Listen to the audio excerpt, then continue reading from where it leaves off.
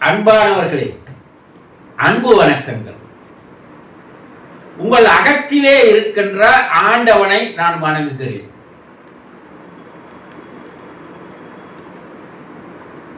பலர் தொடர்ச்சியாக பல நாட்களாக சில கேள்விகளை கேட்டு வருவீர்கள்.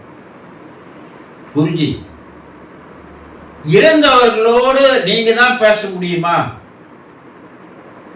எங்களால பேச முடியாதா? ஏன் நாங்களே அவர்களோடு பேசுவதற்கு உண்டான வழி இல்லையா, வாய்ப்பு இல்லையா? இப்படி பல்வேறு கோணங்கள் இதே கருத்தை கேள்வியாக கேட்கிறது. இப்ப ஒரு சிலர் வீட்டு பூஜை ரூம்ல பல கடவுள் படம் மாட்டி வச்சிருப்பீங்க இல்லையா?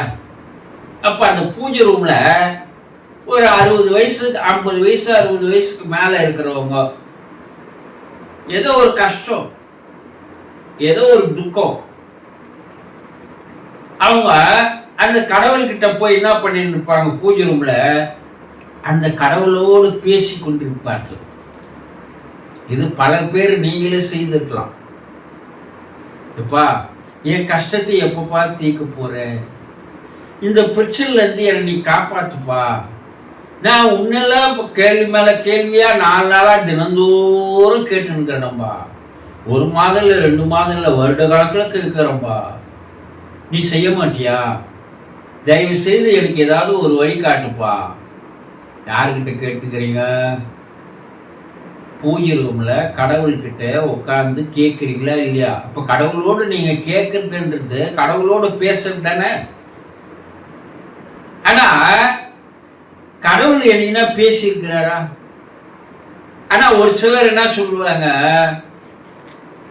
நான் கடவுள்கிட்ட கொஞ்ச நாளா பிரார்த்தனை வச்சிருந்தேங்க, அந்த பிரார்த்தனை பழிச்சு போச்சு, கடவுள் எனக்கு நிறைவேற்றி வச்சுட்டாரு, நான் அவர்கிட்ட கேட்டது, நான் பேசுறது அவர் காதுல விழுந்திருக்கிறது, கேட்டு இருக்காரு சொல்றாங்கல்ல.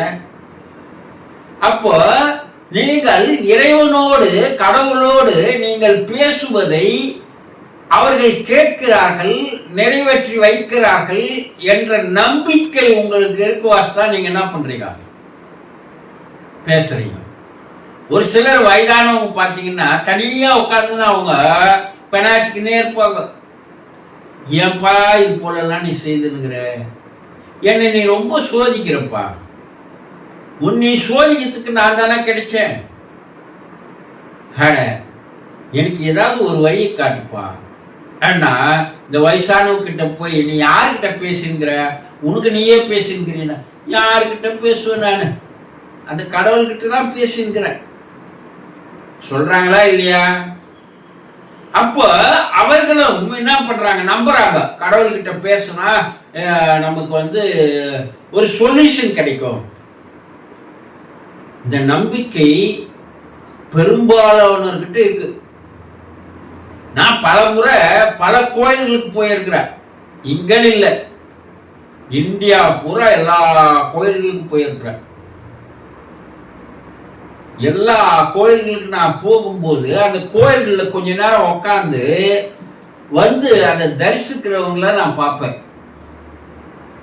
அப்போ ஒரு சிலர் அந்த கோயில் கருவறை முன்னாடி நின்று பிரார்த்தனைன்றது வேற, வேண்டுதல்ன்றது வேற, அது மனசோடவே செய்யறது. ஆனா ஒரு சிலர் அந்த சிலையை பார்த்து, ஏன் என்ன இப்படி சோதிக்கிற? நீ என்னை சோதிச்சு பார்க்கறதுல உனக்கு ஒரு வேடிக்கையா? போதும்பா, இதுக்கு மேல இந்த சோதனை என்னால தாங்க முடியாதுப்பா, ஏதாவது எனக்கு ஒரு வழியை காட்டுப்பா. வாய் விட்டு குரல் மற்றவர்களுக்கு கேட்கிற மாதிரியே அந்த கருவறையில கடவுள்கிட்ட பேசுவது நிறைய பேரை நான் பார்த்துருக்கிறேன். நீங்க கூட போனீங்கன்னா பார்க்கலாம், நீங்களும் பார்த்துருக்கலாம். ஆனா என்ன இவர் கருவறையில் இருக்கிற உருவத்தை பார்த்து பேசினுங்கிறாரு? அது பல் தருமா? ஆனா கொஞ்சம் அறிவு விழிப்பு நிலையில் இருக்கிறவங்க கேட்பாங்க அதை. ஆனா அதை பேசினார் பாருங்க, அவருக்கு ஒரு நம்பிக்கை இருக்கிறது. அவன் நிச்சயமா நான் பேசுறதுதான் அவன் கேட்பான் ஒரு நம்பிக்கை இருக்குது. அந்த நம்பிக்கையினுடைய அடிப்படையில தான் அவங்க பேசுறாங்க. ஆனா பல நாள் நீங்க வைக்கிற கோரிக்கை ஒரு நாள் நிச்சயமா நடந்தே தீரும். அது எப்படி நடக்குதுன்றதெல்லாம் இன்னொரு நாளைக்கு நான் விவகாரமா சொல்றேன். ஒரு சிலர் என்ன பண்ணுவாங்க, இறந்து போனவர்கள் 1 மாதம் 2 மாதம் 6 மாதத்துக்குள்ள கிராமப்புறங்கள்ல குறி சொல்பவர்கள் என்று இருப்பாங்க. அவங்க கிட்ட போயிட்டு நீங்க அவர் ஆன்மா கிட்ட பேசி என்னுடைய கேள்விக்கெல்லாம் பதில் சொல்லுங்க அப்படின்னு சொல்லுவாங்க. அந்த குறி சொல்பவர்கள் கூட என்ன பண்ணுவாங்க, கொஞ்ச நேரம் வந்து ஒரு ஆட்டம் ஆடி இவங்க கேட்ட கேள்விக்கெல்லாம் அந்த ஆன்மா கிட்ட அந்த கேள்வியை கேட்பாங்க. அதுக்கப்புறம் அந்த ஆன்மா பதில் தருவதாக குறி கேட்க வந்தவர்களிடம் சொல்லுவாங்க. அது உண்மையா பொய்யா அதுக்கு ஆராய்ச்சிக்கு நம்ம போவோம். ஆனா அவங்க சொன்ன பதில வச்சுட்டு அவங்க ஒரு நம்பிக்கையோட திருப்தியோட, இல்லப்பா இறந்தவர் வந்து சொல்லிட்டாருப்பா, இதை செய்ய வேணான்னு சொன்னாருப்பா, இந்த கஷ்டத்துக்கு ஒரு வழி சொன்னாருப்பா, இப்படி குறி கேட்பவர்களிடம் போய் இறந்தவரோடு அவர்கள் பேசல, குறி சொல்பவர்களிடம் சொல்லி கேட்டு அவர் சொன்னதா பதில் கேட்டு வராங்கல்ல. அப்ப இந்த குறி சொல்றவர்கள்கிட்ட கூட எல்லோரும் கரெக்டா இருக்கிறாங்கன்னு சொல்ல முடியாது. அதுல 1000த்துல ஒரு சிலருக்கு இந்த அமானுஷ்ய சக்தின்ற ஒன்று உண்டு. எல்லாரும் கிடையாது. அவர்கள் நிச்சயமாக அந்த ஆத்மாக்களோடு தொடர்பு கொண்டு பேசி பதிலை சொல்கிறார்கள். ஆவி உலகத்தோட தொடர்பு கொள்வது மாதிரி இந்த குறி சொல்பவர்களிடம் கூட ஒரு சிலரிடம் அந்த சக்தியானது இருக்கிறது. இப்போ இதெல்லாம் அவங்க நீங்க நம்பும் போது ஏன் நீங்க நேரடியா இறந்து போன உங்க வீட்டுல இறந்து போனவர்களோட நீங்கள் ஏன் நேரடியாக பேச முடியாது?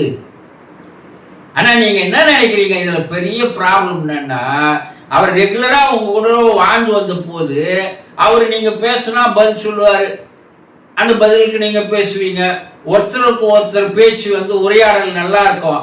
அது போல இறந்துட்ட பிற்பாடும் அவர் நம்மோட உரையாடுவாரு என்ற நினைப்புல கேட்கறீங்க பாரு, அங்கதான் இருக்கிறது பெரிய தப்பு. நீங்கள் பேசலாம், ஆனா அவரிடம் இருந்து உங்களை போல பேசி பதில் வராது. அவர்கள் வேறு ஒரு சகிம்சையில் அந்த பதில்கள் தராங்க. ஆனா நீங்கள் பேசுவதை அவர்கள் கேட்கிறார்கள் என்பது 100% நிரூபிக்கப்பட்ட உண்மைகள். அதுக்கு நிறைய ஆவி உலக ஆராய்ச்சிகள் மூலமா போனோம். இது வரைக்கும் நடந்திருக்கிற ஆராய்ச்சிகள்ல எல்லாம் அந்த குடும்பத்தார், அந்த உறவினர், அந்த இரத்த சம்பந்தம் இருப்பவர்கள் தொடர்ந்து அவர்களோடு பேசி வரும்போது அந்த பேச்சுக்களை எல்லாம் அவர்கள் கேட்கிறார்கள் என்பது தெளிவாக தெரிய வருகிறது. அதுக்குண்டான இவங்க என்னென்ன பேசுனாங்களோ அதுக்குண்டான பதில்கள் வேறு சில சந்தர்ப்பங்களில் வேறு சிலரிடம் இருந்து அந்த பதில்கள் வருகிறது. அவங்க நேரடியா அவங்க கிட்ட பேசல. நீங்க நேரடியா பேசணும் அப்படின்னாலும் நீங்க சகஜமா அவர்கிட்ட பேச முடியாது.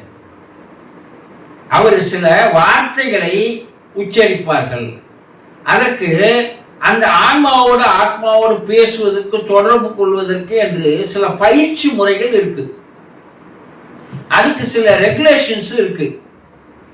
அந்த பயிற்சி முறைகளை நீங்கள் தெரிந்து கொண்டு அந்த பயிற்சியில நீங்க தேர்ச்சி பெற்று அதன் மூலமாக நீங்கள் கேட்கின்ற நீங்க குரல்ல கேட்கலாம். அதுக்கு உண்டான பதில்களை அவங்க 1-2 வார்த்தை மூலம் இருக்கு, இல்ல, செய்யாத, புரிஞ்சிக்காத, இப்படி சில வார்த்தைகள் மூலமாக உங்களுக்கு வேறு வழிகளில் அதை புரிய வைக்கிறார்கள். ஒண்ணு மட்டும் தெரியுங்க, நீங்க எப்பவும் பேசுற மாதிரி பேசினா அவர் எனக்கு பதில் தருவாரா? எனக்கு ஒரு சந்தேகம் இருக்குதுங்க, அதை கேட்டா அவர் எனக்கு வந்து விளக்குவாரா? இதையெல்லாம் நீங்க கேட்டீங்கன்னா அதுக்கு உடனடியாக உங்களுக்கு பதில்கள் கிடைக்காது. ஆக இறந்த உங்க வீட்டில் யார் இறந்திருந்தாலும் அவர்களோடு தொடர்பு கொண்டு உங்களால் பேச முடியும். நீங்கள் பேசிக்கொண்டே இருங்கள். அதற்குண்டான பதில்கள் விரைவில் உங்களிடம் வந்து சேருவது போல அவர்கள் செய்வார்கள் என்பதை நம்புங்கள். சந்தோஷம்.